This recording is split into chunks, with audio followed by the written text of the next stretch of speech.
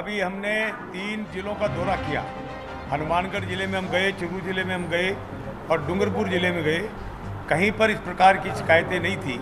हाँ, जिन लोगों के फर्जी नाम थे विधवा पेंशन में, वृद्धावस्था पेंशन में या अन्य योजनाओं में, उनके नाम जो काटे हैं वो जरूर हल्ला मचा रहे हैं कि साहब हमारा नाम काट दिया। अब जिसके 3 मंजिल की बिल्डिंग है, घर में कार खड़ी है और वो यदि बीपीएल में अपना नाम जुड़वाना चाहे तो ये फर्जीवाड़ा तो नहीं चलेगा। इस महिला की जो डिटेल लाए हैं उसमें ये बताया है कि वो मृत है, परंतु मेरे सामने ये पेश हुई और मैंने उसकी पेंशन पुनः प्रारंभ करने के आदेश दे दिए। तो मेरी माता जी की पेंशन जो है वो 9,000 समथिंग मुझे भुगतान की जा रही थी और वास्तव में वो आज की तारीख में सारा जो सत्यापन और उसको जो पुराना फिटमेंट के बाद में वो 17,010 रुपये हो गई है।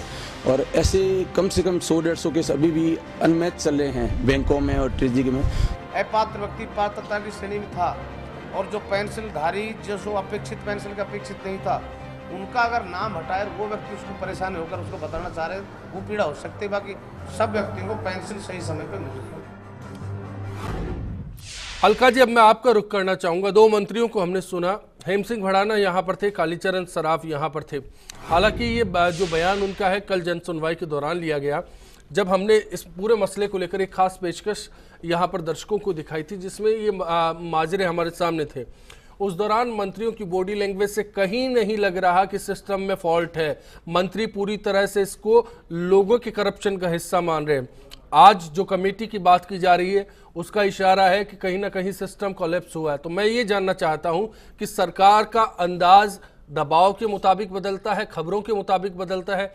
क्या सरकार को इस बात की अंदाजा नहीं था जब लगातार इस बारे में प्रदर्शन हुए, सवाल हुए, निशा जी जैसे संगठन या फिर कांग्रेस ने जब इस सिलसिले में सवाल किए, अब अचानक ऐसा रोल बैक क्यों? नहीं, रोल बैक नहीं है बिल्कुल भी अश्विनी जी।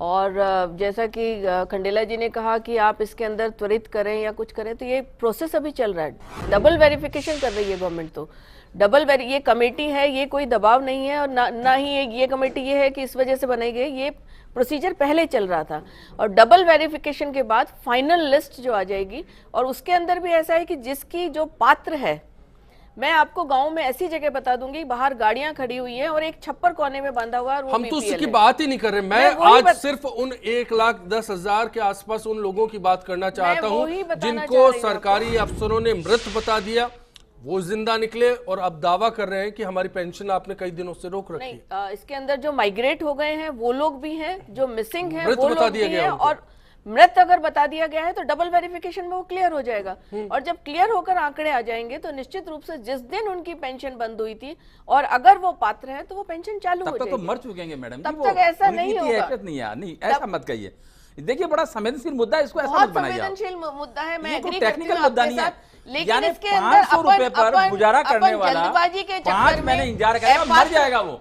आपके आंकड़े सत्य हो जाएंगे। चक्कर में अपात्र व्यक्ति को आप जबरदस्ती जो चल रहा था वो कर, और अपात्र जिन लोगों ने घोषित किया उनको दंडित तो करो। आप डर क्यों रहे? आप दंडित होंगे ना, आप आतंकी हो क्या? मेरी समझ नहीं आ रहा। हम ना किस भारतीय जनता अरे पार्टी, वो कह रहे हैं ना, आपके मंत्री कह रहे हैं अपात्र है, तो अपात्र को आप पनिश करो ना। वेरिफिकेशन हो रहा है ना, वेरिफिकेशन के बाद ही तो पता लगेगा। अरे बिना वेरिफिकेशन कैसे कह रहे हैं वो? बिना वेरिफिकेशन कैसे कह रहे हैं वो कि अपात्र व्यक्ति है वो मैं भी कह रही हूँ। वो मैं इसलिए कह रही हूँ कि हम गांव में, इसका मतलब आप गलत हैं और हम गांव में नहीं, हम गांव में, इसका मतलब बिना वेरिफिकेशन। चलिए एक बार अलका जी अपना पक्ष रखिए, मैं आता हूं। वेरिफिकेशन आप किसी को गलत नहीं कह सकते, क्योंकि रूल ऑफ लॉ है और लॉ एविडेंस से चलता है। हम लोग गांव में घूमते हैं, हमने कई जगह देखा और इन चीजों को देखकर हम ऑफिसर्स को कहते हैं और फिर उनके खिलाफ कार्रवाई होती है तो सबसे ज्यादा बोलते भी वो लोग हैं। चलिए लोगों की राय सुन लेते हैं। 2 दर्शक हैं, बीकानेर से हैं, जाकिर साहब हैं, साथ ही खालिद साहब हमारे साथ हैं। खालिद साहब नमस्कार। सर नमस्कार। बताइए क्या लगता है, पेंशन योजना को लेकर कहीं ना कहीं ढील हुई है, खामियां हैं? ढील भी हुई है। एक वो है गरीबियों का मुंह का निवाला छीना जा रहा है, दूसरे जिंदों को मुर्दा साबित करना। इससे शर्मनाक बात तो कोई हो नहीं सकती हमारे देश के लिए। जिंदा को मुर्दा बताया जा रहा है, बिल्कुल ये एक लाजमी सा सवाल है और इस पर किसको दंडित किया जाएगा? जाकिर साहब आपकी क्या राय है?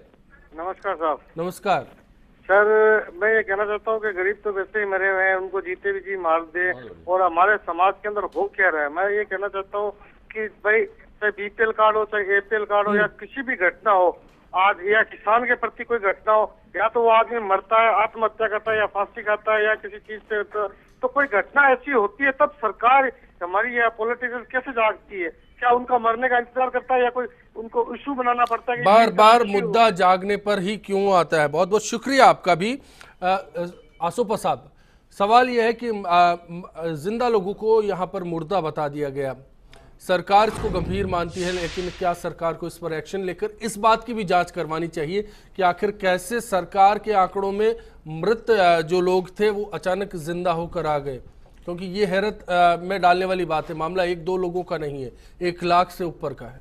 नहीं, मृत तो 3 लाख हैं और कुल पेंशन 10 लाख से ज्यादा 1 लाख से ज्यादा लोगों ने दावा किया। 3 लाख 2,65,000 का आंकड़ा तो भास्कर नहीं छापा है, लेकिन वो अलग बात है। मैं कह रहा हूँ कि जो एटीट्यूड है, जैसे मंत्रियों का जो बात करने का तरीका था, या भी जो बीजेपी से प्रतिनिधि आई हैं, इनका भी ये केवल एक वो कार और बंगले को ले रहे हैं, लेकिन जो आपके टीवी में उदाहरण दिखा रहे हैं उनको नहीं ले रहे हैं। मैं कह रहा हूँ कार का, अलका जी खुद विधायक है, अलका जी के खुद के क्षेत्र में ये समस्याएं आई होंगी, मैं जानना चाहता हूँ। मैं ये कह रहा हूँ, मैं कह रहा हूँ आपको डबल वेरिफिकेशन करना है, इनका करिए, लेकिन गरीबों को तब तक क्या इंतजार करवाएंगे? पहली बात। दूसरी बात, एक इस बात की जांच होनी चाहिए कि 2.5 साल में जितने लोगों को पेंशन 2.5 साल पहले मिलती थी, उनमें से कुल 30 महीने में से किसी को तो 8 महीने नहीं मिली, किसी को 10 महीने नहीं मिली, किसी को 12 महीने नहीं मिली, तो वो क्या एरियर वापस देंगे? ये क्या करने वो बात हुई है, एरियर की बात हुई है। और चौथा प्रश्न, सबसे बड़ा प्रश्न ये है कि सरकार के एक छवि बनी हुई है। हमारे तो पीसीसी के चीफ पायलट साहब लगातार कहते हैं कि सामंती सोच की सरकार है ये, और इनको लगता है कि कोई अच्छा काम कोई और सरकार क्यों कर गई और उसको अब हम अपनी तरीके से करेंगे।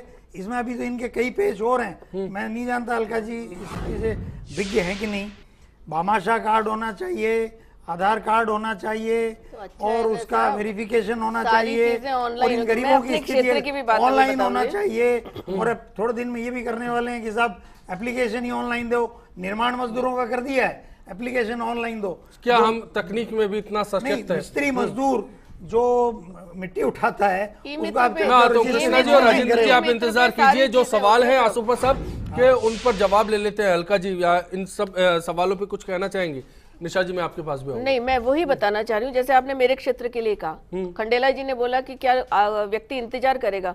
मेरे क्षेत्र में भी एक मामला ऐसा आया था, उसमें ग्राम सेवक को नोटिस दे दिया गया है और जो व्यक्ति जिसकी पेंशन बंद हुई थी उसकी उस तारीख से चालू करवा दिए।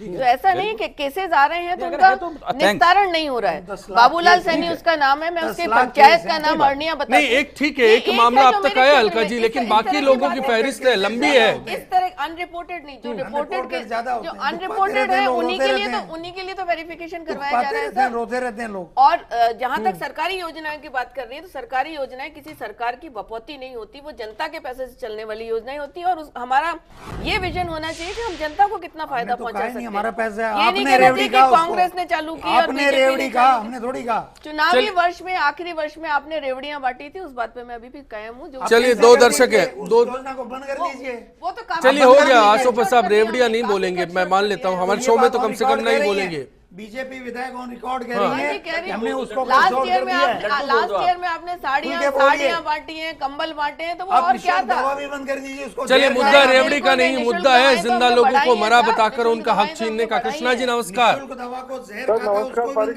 जी, बहुत बहुत धन्यवाद। बताएं सर। आज आपने जो ये मुद्दा उठाया है, मेरे पास भी एक ऐसा ही मुद्दा आया हुआ है। सर, मैं आपके चैनल के माध्यम से विधायक का अलका जी से एक सवाल करना चाहूंगा, अगर मुझे 5-7 सेकंड का टाइम दिया जाए तो। जी बताएं। मैडम, पहले तो आप मुझे ये बताएं, बीपीएल परिवार के लिए राज्य सरकार ने क्या किया? नंबर 1। नंबर 2, मैडम, आपके हमारे इस सांगानेर इलाके के अंदर एक बीपीएल परिवार है, उसके हस्बैंड को एक्सपायर हुए करीब आज 5-7 साल हो गए।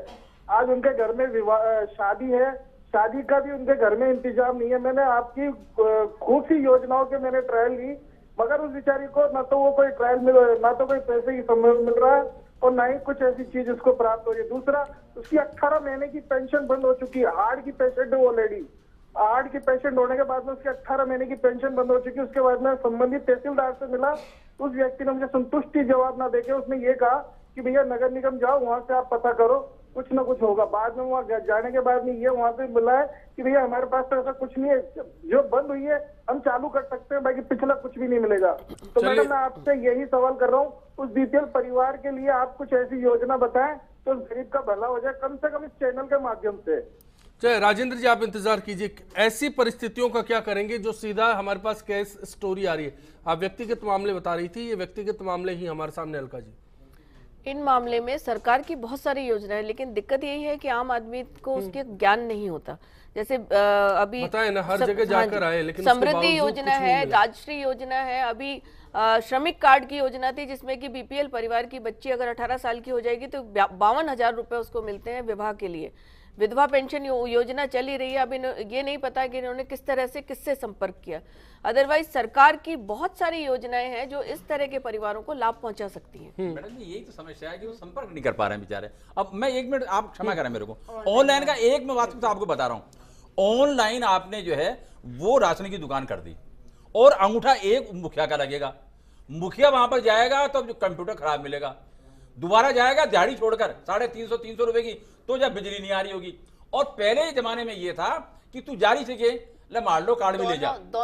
बात सुनी 5-5 जो है लेके आ जाते थे। अब मैं आपसे कह रहा हूं कि राशन वाला राशन नहीं ले सकता क्योंकि ऑनलाइन है, और ऑनलाइन वाला अपना कार्ड नहीं बना सकता क्योंकि ऑनलाइन है, क्योंकि सारे ऑफलाइन है। अब इनको आप ऑनलाइन कर रहे हो। चलिए अजमेर से है राजेंद्र जी, उनको भी सुन लेते हैं। बिल्कुल, सुधार की प्रक्रिया में खामियों कैसे दुरुस्त होंगे? नमस्कार राजेंद्र जी। आप सबको नमस्कार साहब। बताएं सर। मेरे को तो बड़ा अफसोस हो रहा है कि जिन जो है मुर्दा बताया जा रहा है और फैक्ट्री की व्यवस्था जो है उसको सब समझते हैं, इसके बावजूद भी हाथ खराब है, सरकार में डोर में पोल है, इसकी जांच कराई जाए और सख्त सजा दी जाए। ये अफसोस की बात आखिर कब तक सिस्टम तक पहुंचेगी, सवाल इसी बात का है। निशा जी, पूरी प्रतिक्रिया अब आपसे जानना चाहता हूँ। हर तस्वीर का पहलू आपने देखा, लोगों को भी सुना, जो आप बात बोलती आ रही है वही लगातार सामने आ रही है, लेकिन ना मंत्री कालीचरण सराफ इस बात को कबूल करेंगे और ना ही हेम सिंह जी। अलका जी हमारे साथ इन्होंने माना, लेकिन दुरुस्त करने की बात कह रही है, वक्त लग सकता है। बिल्कुल सही बात है, ये प्रक्रियाएं बहुत लंबी चलने वाली हैं। अलका जी मेरी बात से सहमत हों या ना हों, और इनको मानना पड़ेगा। लोग बहुत परेशान हैं, नीचे त्राही त्राही जनता कर रही है। मैं पिछले दिनों गंगानगर जिला के एक छोटे कस्बे में, तहसील में गई थी जी। तो वहाँ लगभग 2,500 औरतें उसमें आई थी, वो सारी मनरेगा श्रमिक थी। लेकिन जो प्रक्रियाओं की बात आप अभी कर रहे थे ऑनलाइन की, ऐसा ही वहाँ नज़ारा देखने को मिला। वो सारी औरतें इस बात को लेके परेशान थी कि उनको किसी भी योजना का लाभ इसलिए नहीं मिल रहा कि आपके पास आधार कार्ड होना चाहिए, आधार कार्ड होने के लिए राशन कार्ड होना चाहिए, राशन कार्ड होने के लिए कोई तीसरा कार्ड होना चाहिए।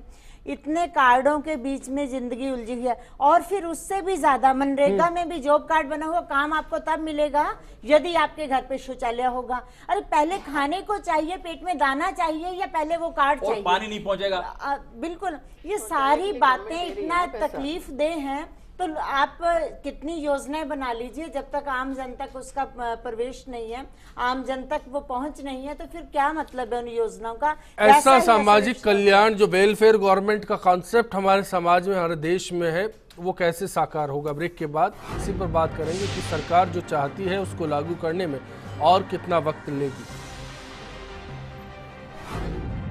भी Bhamashah card, ration card, bank passbook, इनकी सबकी सीडिंग कराने के बाद ही लोगों को पेंशन मिल रही है, इसलिए इन वृद्ध लोगों को परेशानी का सामना करना पड़ रहा है। तो अधिक से अधिक सीडिंग कैंप लगा के इनकी जांच करवाई जाए, जिससे सही वृद्ध लोगों को पेंशन मिल सके। सरकार में कुछ त्रुटियां होती हैं, कभी आधार कार्ड लाना, कभी बैंक में खाता खुलवाना, इसलिए कुछ रह जाते हैं। कुछ सर्वे करना, कोई मर गया है तो कोई जिंदा है तो मरे साबुत कर दियो सर्वे में, तो कुछ ऐसी गड़बड़ियाँ हो जाती है जो पेंशन लाभ नहीं मिल पाता।